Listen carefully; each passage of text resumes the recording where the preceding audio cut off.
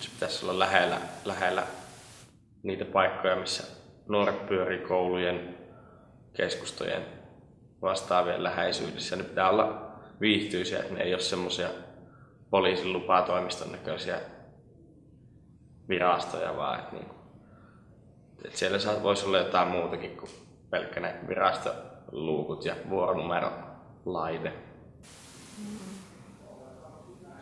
No ehkä se olisi just niinku hyvä tosiaan, että niinku kaikki olisi niinku ihan samassa paikassa. Tai uskoisin, että just silloin olisi tosi hyvä. Että se on hirveän monimutkaista, kun pitää niinku mennä johonkin eri paikkoihin ja sitten pitää viedä jotain liitteitäkin ihan kaikkialle ja siis kaikkea. Tai hirveän monesti kuulee, että ihmiset on ihan pihalla niistä asioista. Niin, en mä tiedä, ehkä se olisi just niinku hyvä silleen, että se tieto kulkisi siellä hyvin, niinku silleen, ei tarvii niinku, tai tavallaan, että vaikka sä käyt yhdellä ihmisellä puhumassa, niin sitten niinku, jos sä menet niinku jonnekin toiselle ihmiselle puhumaan, niin sitten sekin tavallaan tietää sun tilanteesta jo, että sun ei tarvitse niinku ruveta selittää niinku alusta alkaen kaikkea sille henkilölle. Ehkä joku semmoinen ei tosi hyvä vielä.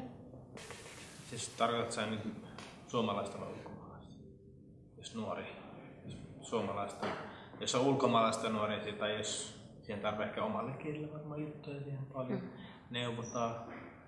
Ja sitten on mahdollista, voisi olla eri kielellä tietokoneita, ei vaan suomen kielellä. Tuossa olisi varmaan aika kiva, jos joku ulkomailla vanha nainen, koska mun mielestä vanhat ihmiset ei opi hyvin suomen, niin jos ne osaisi omalla kielellä kirjoittaa hakemuksia ja sitten ne käännetään sit suomeksi siellä toimista, niin mun mielestä se olisi tosi kiva. Se mun äiti on tosi vaikea, sillä on tosi vaikea kirjoittaa mitään hakemuksia, siellä pitää olla aina joku tulkki. Mutta jos osaa omalla kielellä kirjoittaa hakemuksia tai jotain, niin mun mielestä se olisi tosi hyvä palvelu.